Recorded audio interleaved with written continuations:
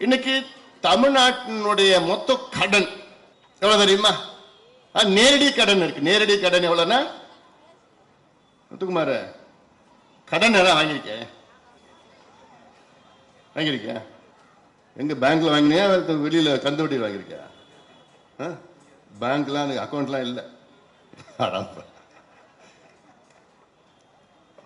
ஆனா கவர்மெண்ட் உன் பேர்ல கடன் வாங்கியிருக்கு தெரியுமா உனக்கு?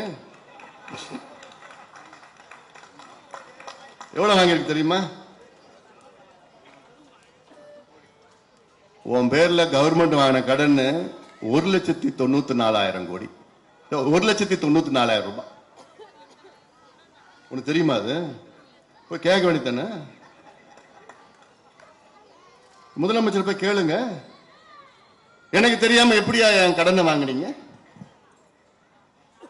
கேளுங்க. நீ ஒருத்தரும் கேட்கணும். சொல்றாங்க, நிதியமைச்சர் சொல்றாரு தமிழ்நாட்டினுடைய மொத்தம் நேரடி கடன் 9,40,000 39,000 கோடி. 9,40,000 கோடி மொத்தம் தமிழ்நாட்டுடைய நேரடி கடன்.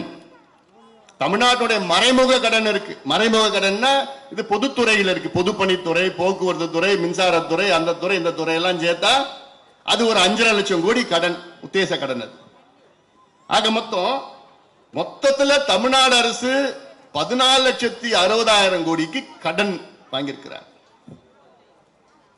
அப்போ ஒவ்வொருத்தர் மேலையும் 1,94,000 ரூபாய் கடன் வாங்கியிருக்கிறாங்கடா. எவ்வளோ ஒரு மோசடி! எவ்வளோ ஒரு மோசடி! இதுல என்ன கொடுமை தெரியுமா? திமுக ஆட்சி வருவதற்கு முன்பாக 2021 இவங்க ஆட்சி வருவதற்கு முன்பு தமிழ்நாட்டினுடைய மொத்த கடன், நேரடி கடன் பாத்தீங்கன்னா 4,40,000 கோடி மொத்த கடன்.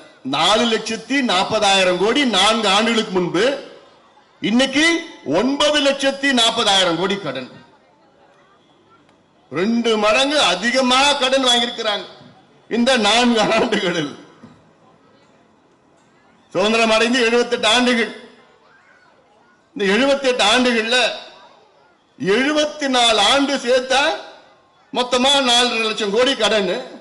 இந்த 4 ஆண்டுகள்ல பார்த்தா அப்படியே 2 மடங்கு கடன் வாங்கிறதுனா இது ஒரு ஆட்சியாயா? அதெல்லாம் இது ஒரு நிர்வாகமாயா? அதெல்லாம் என்னையா நிர்வாகம்? இதெல்லாம் இது ஒரு திறமையான நிர்வாகமா?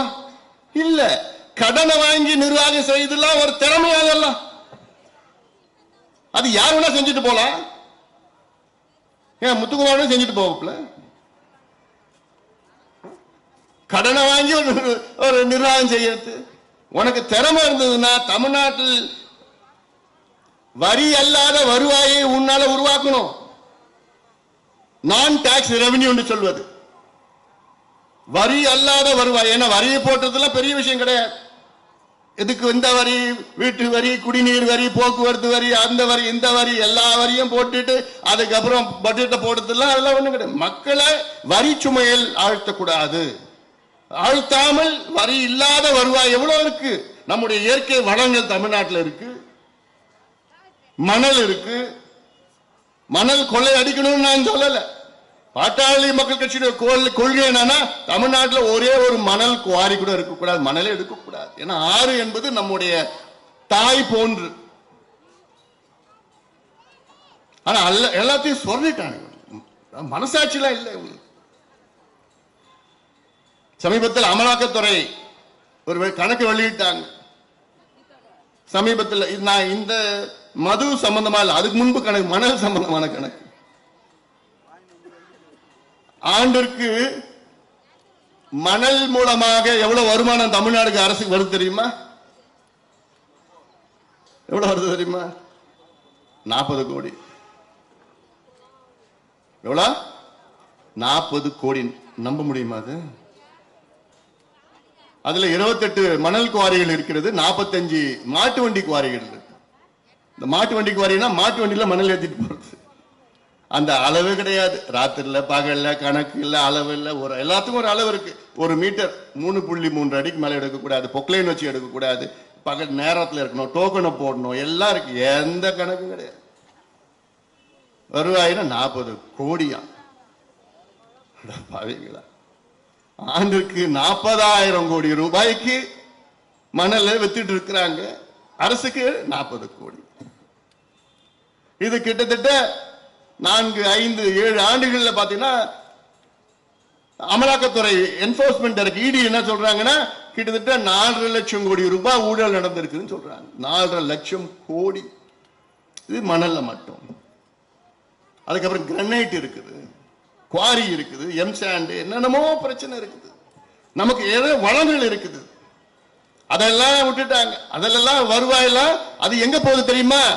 அவங்களுக்கு போகுது, அவங்களுக்கு போகுது. அப்புறம் கொள்ளையடிச்சிட்டு கடனை வாங்கி, நம்ம பேர்ல கடனை வாங்கி, அதுல அப்படியே நாங்க இந்த திட்டம் அந்த திட்டம், திட்டங்கள்லாம் அது வரல. இதுதான் தமிழ்நாட்டிலே நடக்கின்ற மோசமான நிர்வாகம் நடந்து கொண்டிருக்கிறது.